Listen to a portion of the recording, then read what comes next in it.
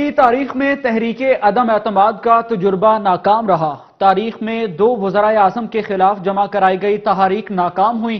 ملکی تاریخ میں پہلی مرتبہ تحریک عدم اعتماد 1999 میں محترمہ بینظیر بھٹو کے خلاف پیش کی گئی، تاہم قومی اسمبلی میں سے 12 ووٹوں سے رد کر دیا گیا۔ 237 ارکان کے ایوان میں محترمہ بینظیر بھٹو کو ہٹانے کے لیے 119 ووٹ درکار تھے، تاہم تحریک کو 107 ووٹ حاصل ہو سکے۔ وزیراعظم نے 125 اعتماد کے ووٹ حاصل کیے، جبکہ 5 ارکان غیر حاضر تھے۔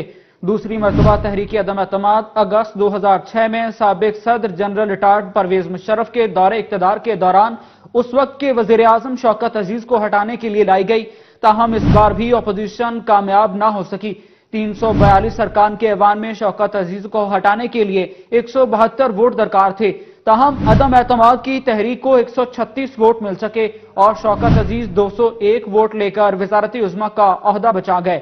اب دیکھنا یہ ہے کہ وزیراعظم عمران خان بھی سابقہ وزرائے اعظم کی طرح ایوان سے اعتماد کا ووٹ لینے میں کامیاب ہوتے ہیں یا پھر ان کے خلاف عدم اعتماد کی تحریک کامیاب ہوتی ہے۔ قومی اسمبلی کی لیگل برانچ کے مطابق اپوزیشن کی ریکویزیشن پر اسپیکر قومی اسمبلی 14 روز میں اجلاس بلانے کے پابند